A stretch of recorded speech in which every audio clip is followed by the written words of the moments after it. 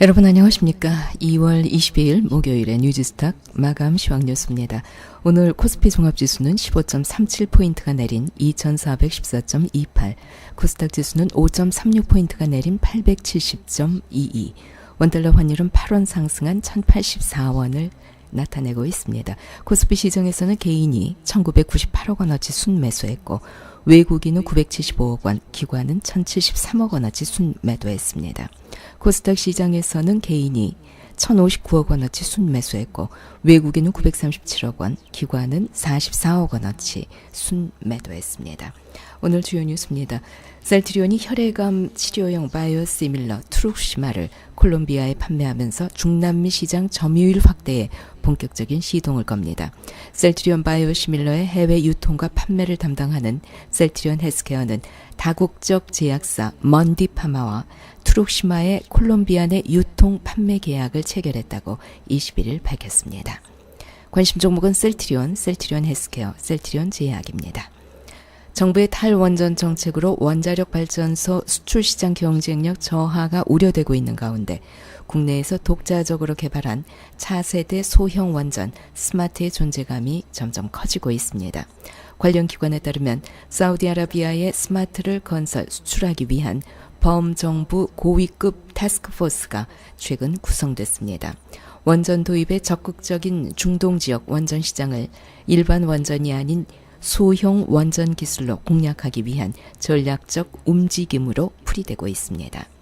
관심 종목은 한전 KPS, 한전 기술 등입니다.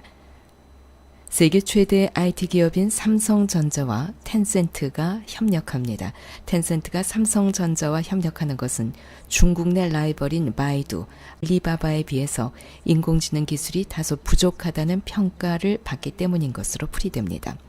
텐센트는 세계 최대 게임 회사이자 중국 최대 인터넷 플랫폼 기업이지만 지난해 2, 4분기 재무 보고서에서야 인공지능 전략을 제시했을 정도로 두 경쟁사에 비해서 속도가 더딘 편입니다.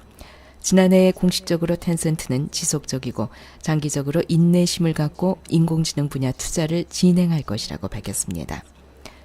삼성전자는 올해 인공지능 스피커에 음성인식 서비스 빅스비를 탑재합니다.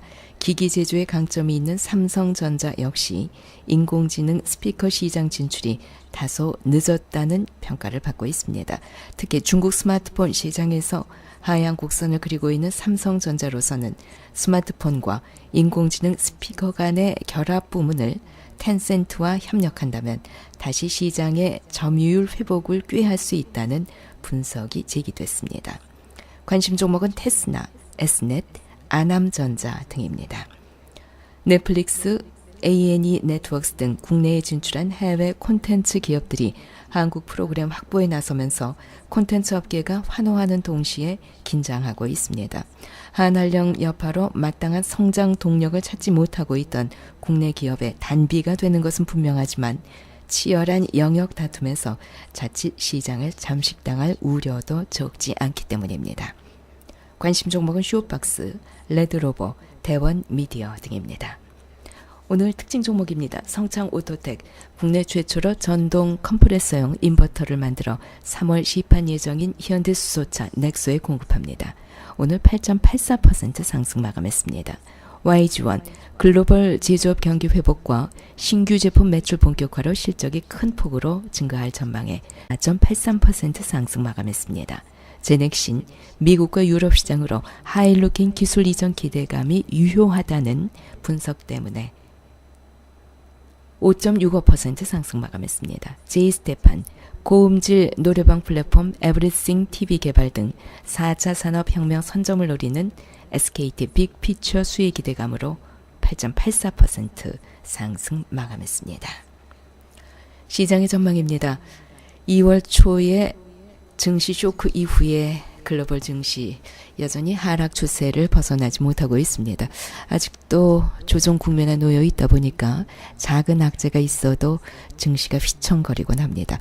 어젯밤에도 상승세를 이어가던 미국 증시가 1월 FOMC 회의록이 공개되니까 순식간에 하락하고 말았죠. 그런데 그 FOMC 회의록 내용이라는 것이 결국 경기와 노동시장이 개선되었기 때문에 금리를 보다 더 점진적으로 인상하겠다는 것이 핵심이었습니다. 결국 글로벌 증시 약세 원인이라는 것이 미국의 경기 회복에 있다는 것인데 호재를 악재로 받아들이는 시장의 이러한 이상 반응, 단기적 부담감에 따른 것이라고 판단이 됩니다. 미국 금리 상승에 의한 숨고르기 당분간은 지속될 것으로 보입니다. 그렇지만 결국은 경기가 좋아지면 주식시장은 좋아질 수밖에 없겠죠. 우리 국내 시장의 경우에는 제가 며칠 전에 소개해드린 몇 가지 악재 좀 관심 가지시면서 지켜보시면서 시장에 임하는 것이 좋지 않을까 여겨집니다. 2월 22일 목요일에 뉴지스탁 마감 시황 뉴스였습니다.